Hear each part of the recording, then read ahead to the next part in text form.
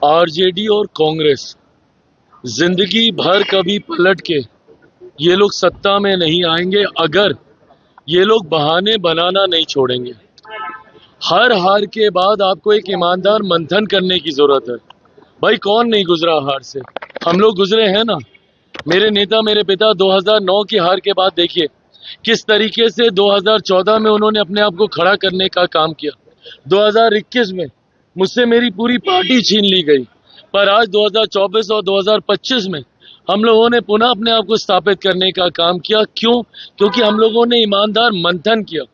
2020 के मेरे इंटरव्यूज निकाल के देखिए, मैंने कभी किसी दूसरे पे ठीकरा नहीं फोड़ा कि भाई मेरी पार्टी का प्रदर्शन अच्छा क्यों नहीं रहा। हम लोगों ने ईमानदार मंथन किया कि हम लोगों से कहां कमी रह गई, कहां चूक हो गई।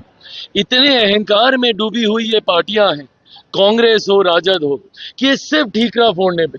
आप मुझे बता दीजिए, आज इतने दिन होने को आए, रिजल्ट आए को 14 तारीख को आया था ना रिजल्ट, आज का 21 तारीख है, 20 तारीख है, हफ्ता होने को आ गया, 7 दिन होने को आ गया। इन लोगों ने अभी तक मंथन तक करना जरूरी नहीं समझा। एक बैठक की बस नेता चुन लिया अपने आप को, और अभी तक आप इस बात पे ही ठीकरा फोड़ने में लगे हैं।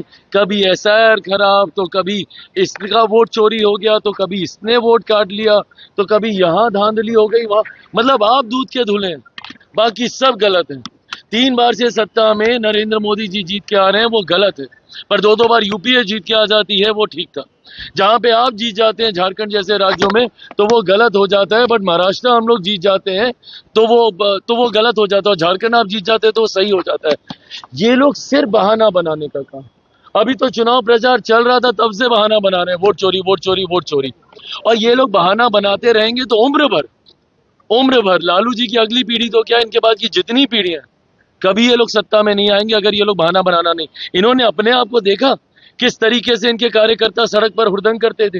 इनकी सभाओं में आप चले जाइए, किस तरीके से वहां पे महिलाओं के साथ बदतमीजी की जाती थी। इन लोगों के कार्यक्रम में आप देख लीजिए, इन लोगों की प्रवक्ता देख लीजिए, किस तरीके से एग्रेसिव होकर बातों को रखते थे। भाई आप विनम्रता सौम्यता के साथ आप रखिए ना बातों को। और आज की भी तारीख में आपके पास मंच है, आप विपक्ष हैं, विपक्ष के तौर पर आप आइए, रखिए बातों को। बोलिए कि भैया मंत्रिमंडल में ये नहीं हुआ, यहाँ पे ये नहीं हुआ, कल को सरकार बनेगी, आपने ये ठीक नहीं किया, वो ठीक नहीं किया। पर सिर्फ बहाना बहाना बहाना करते रहना। क्या हो गया भैया, इतने सालों तक आप ईवीएम ईवीएम ईवीएम रोते रहे, आज क्यों नहीं आप रो रहे ईवीएम को? आज सारी ईवीएम ठीक हो गई। जब मैं वोट डालने गया था, मुझे तो ईवीएम को देख के खुशी हो गई कि कम से कम इन्हें तो कोई दोष नहीं दे रहा आज। बट यहाँ पे अभी एसआईआर का एक नया मुद्दा बना लिया। अभी देखिएगा 8-10 साल हारेंगे एसआईआर के मुद्दे पर, फिर एक नया मुद्दा ढूंढ लेंगे। कांग्रेस और राजद का पतन इनके अहंकार ने किया है, इनकी एग्रेसिवनेस ने किया है, इनके बहाने बहाने की सोच ने किया है। अगर ईमानदार से एक बार बैठ लें कि जनता ने क्यों नहीं इनका साथ दिया, इनको पता चलेगा क्या क्या कारण है। और जनता ने आज से इनका साथ नहीं, 2005 से इनका साथ छोड़ा हुआ है। ये लोग समझ ही नहीं पा रहे हैं।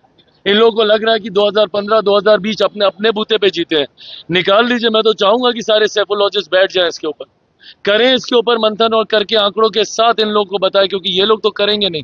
बताएं इन लोगों को कि भैया 15 से, आप 2005 से चुनाव हारे हुए हैं, 10 का प्रदर्शन तो सबके सामने है ही, क्या रहा था राजद कांग्रेस का। 15 में मुख्यमंत्री नीतीश कुमार जी का साथ नहीं मिलता तो 7 जन्म में ये लोग रिवाइव नहीं करते। 2020 में अगर मैं अकेले चुनाव नहीं लड़ता, यूनाइटेड एनडीए रहता, तो इन लोग का इससे भी बुरा प्रदर्शन 20 में रहता। और आज तो ये लोग खाता नहीं खोल पाते। तो ये लोग जो ट्वीट कर रहे हैं ना कि इसकी वजह से हुआ, इसकी वजह से हुआ, एक बार ईमानदारी से बैठेंगे, इनको पता चलेगा कि ये लोग कितनी जगह गलत रहे हैं।